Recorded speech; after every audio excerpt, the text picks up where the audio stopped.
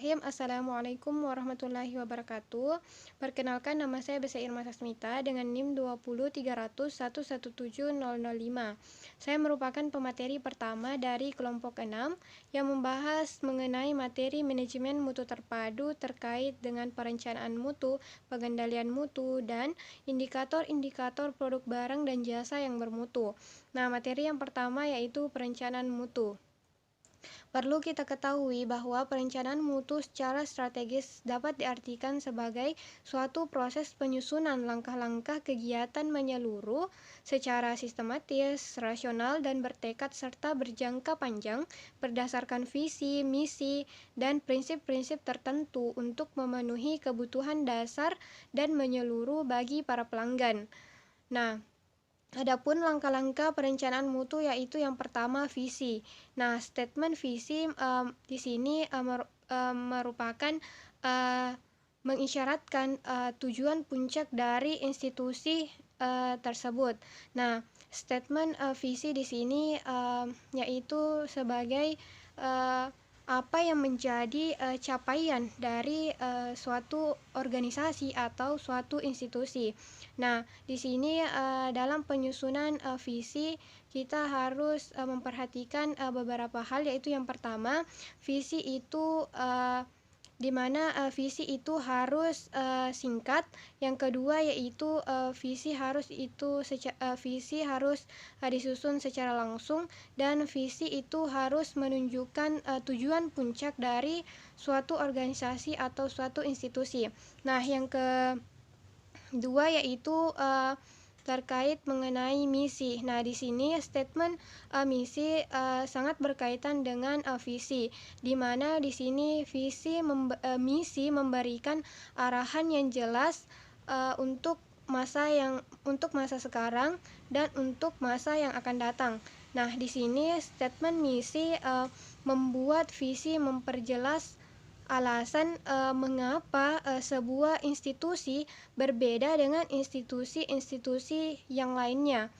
Nah, dalam menyusun sebuah misi ada beberapa hal yang harus diperhatikan, yaitu yang pertama, misi itu mudah diingat. Yang kedua yaitu misi itu mudah dikomunikasikan.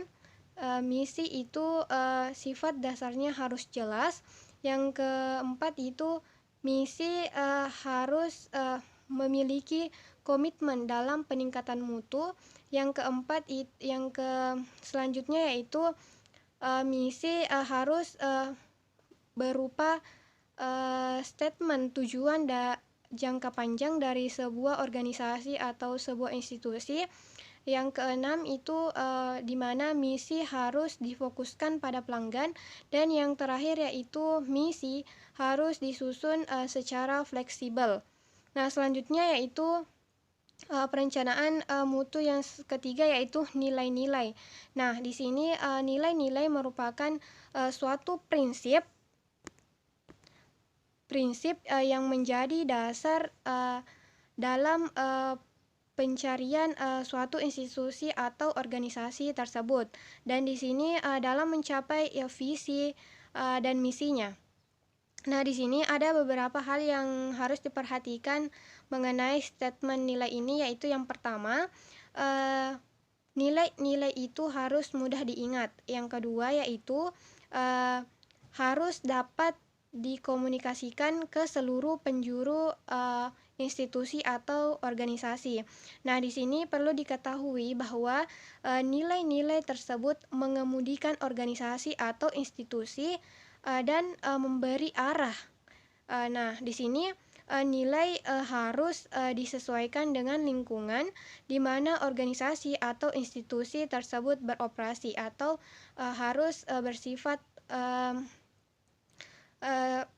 bersifat aktual atau bersifat sesuai dengan yang ada di lingkungannya. Nah, yang keempat itu perencanaan mutu yang keempat yaitu tujuan. Nah, kita harus menentukan merencanakan tujuan. Nah, setelah visi, misi, dan nilai-nilai ditetapkan, Nah, di sini ketiganya harus diterjemahkan dalam suatu tujuan-tujuan yang bisa dicapai. Nah, di sini tujuan itu harus sering diekspresikan sebagai sasaran atau cita-cita dari sebuah institusi atau suatu organisasi. Nah, di sini tujuan harus realistis atau sesuai dengan kenyataan, dan tujuan itu harus dapat dicapai. Itulah penjelasan materi saya mengenai perencanaan mutu dan langkah-langkah perencanaan mutu. Selanjutnya pemateri akan melanjutkan perencanaan mutu yang kelima ya. Terima kasih. Kurang lebihnya mohon dimaafkan. Assalamualaikum warahmatullahi wabarakatuh.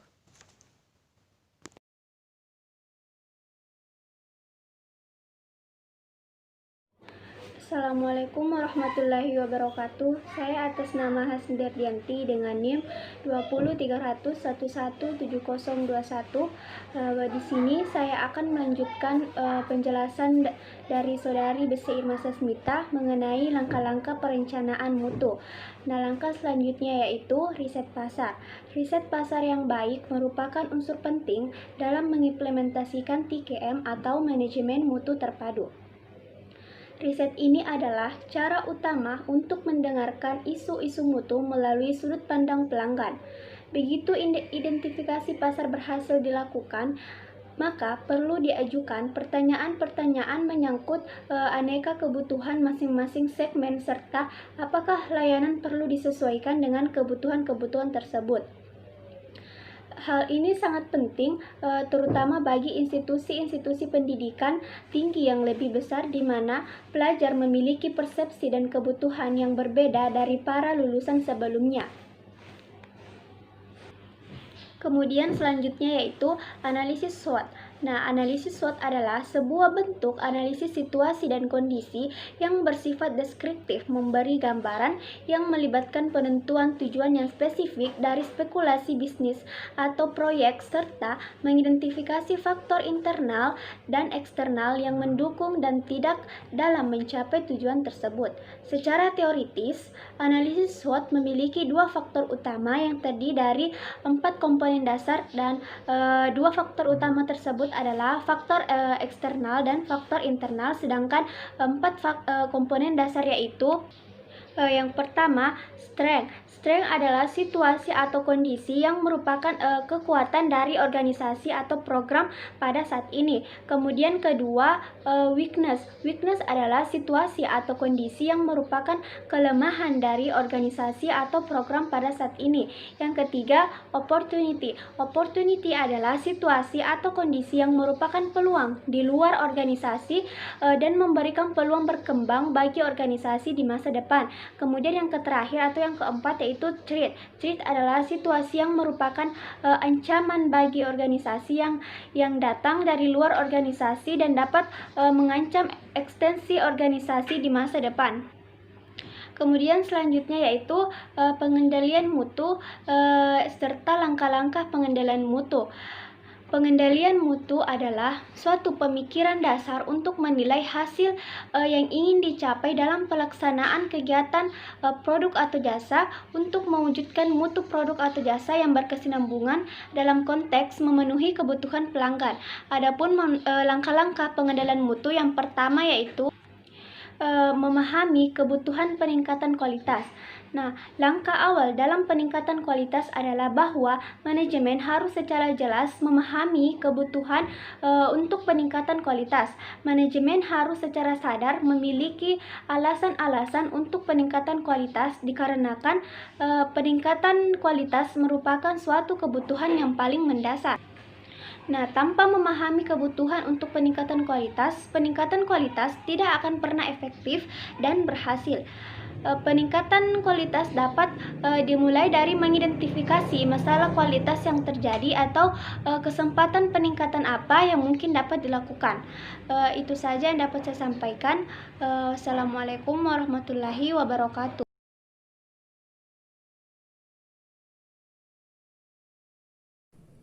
Bismillahirrahmanirrahim. Assalamualaikum warahmatullahi wabarakatuh. Perkenalkan, nama saya Siti Amalia dengan NIM 20311177023. Baiklah, di sini saya akan melanjutkan menjelaskan tentang langkah-langkah pengendalian mutu yang telah dijelaskan oleh Hasni Dardianti. Langsung saja, langkah yang kedua yaitu menyatakan masalah yang ada. Masalah-masalah utama yang telah dipilih dalam langkah pertama perlu dinyatakan dalam suatu pernyataan yang spesifik. Apabila berkaitan dengan masalah kualitas, masalah itu harus dirumuskan dalam bentuk informasi-informasi spesifik yang jelas, tegas, dan dapat diukur, serta diharapkan dapat dihindari pernyataan masalah yang tidak jelas dan tidak dapat diukur. Langkah yang ketiga yaitu mengevaluasi penyebab utama. Penyebab utama dapat dievaluasikan menggunakan diagram sebab akibat. Dari berbagai faktor penyebab yang ada, kita dapat mengurutkan penyebab-penyebab dengan menggunakan diagram Pareto berdasarkan dampak dari penyebab terhadap kinerja produk, proses, atau sistem manajemen mutu secara keseluruhan. Langkah yang keempat yaitu merencanakan solusi atau masalah. Diharapkan rencana penyelesaian masalah berfokus pada tindakan-tindakan untuk menghilangkan akar penyebab dari masalah yang ada. Rencana peningkatan untuk menghilangkan akar penyebab masalah yang ada diisi dalam suatu formulir daftar rencana tindakan. Selanjutnya, langkah yang kelima yaitu melaksanakan perbaikan. Implementasi rencana solusi terhadap masalah mengikuti daftar rencana tindakan pengendalian kualitas. Dalam tahap pelaksanaan ini sangat dibutuhkan komitmen manajemen dan karyawan serta partisipasi total untuk secara bersama-sama menghilangkan akar penyebab dari masalah kualitas yang telah teridentifikasi. Langkah yang keenam yaitu meneliti hasil perbaikan. Setelah melaksanakan peningkatan kualitas, dilakukan studi dan evaluasi berdasarkan data yang dikumpul selama tahap pelaksanaan untuk mengetahui apakah masalah yang ada telah hilang atau berkurang. Analisis terhadap hasil-hasil terdapat temuan selama tahap pelaksanaan dan memberikan tambahan informasi bagi pembuat keputusan dan perencanaan peningkatan berikutnya. Selanjutnya, langkah yang ketujuh yaitu menstandarisasikan solusi terhadap masalah. Hasil-hasil yang memuaskan dari tindakan pengendalian kualitas harus distandarisasi dan selanjutnya melakukan peningkatan terus-menerus pada jenis masalah yang lain. Standarisasi dimaksud untuk mencegah masalah yang sama terulang kembali. Selanjutnya, langkah yang ke-8 atau yang terakhir yaitu memecahkan masalah selanjutnya. Setelah selesai masalah pertama, kita beralih ke masalah yang belum terpecahkan. Terima kasih.